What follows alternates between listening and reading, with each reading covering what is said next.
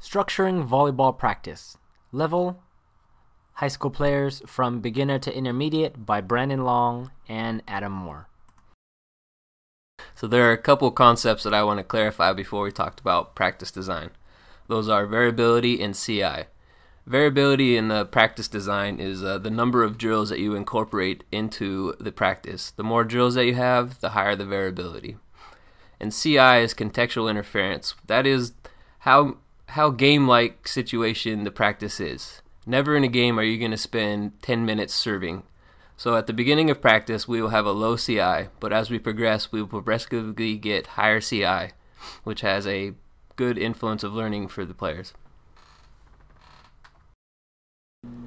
So the first variable that we are incorporating into practice is practice design. It is important to have a proper practice design so you can enhance your players' learning abilities. So for the first hour of practice, we broke it down into two block segments, one of offense and one of defense.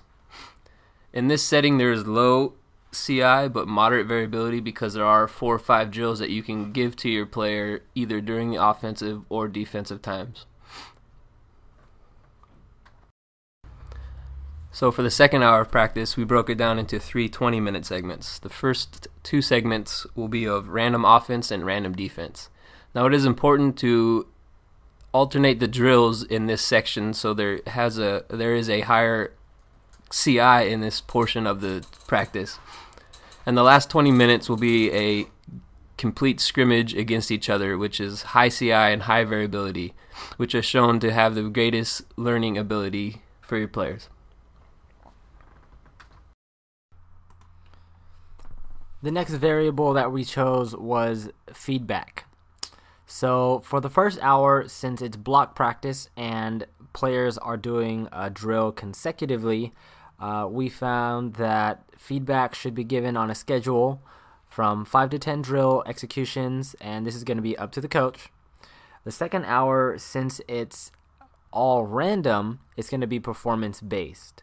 So if players are improving, the feedback will be to a lesser extent. Okay, the types of feedback.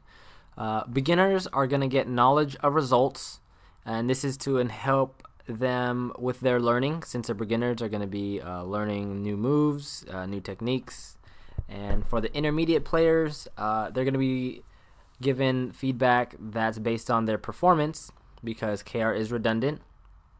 And this isn't to say that neither the beginner or intermediate is solely going to get either KR or KP respectively.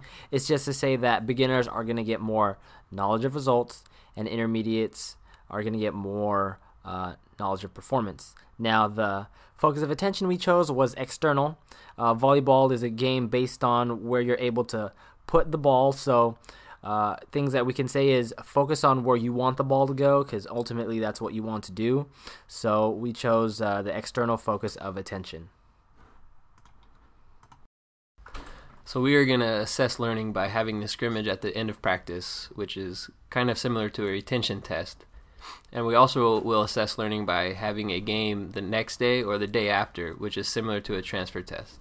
The purpose of assessing learning is to see how much your athletes were able to gain from the practice design and the feedback that you provided.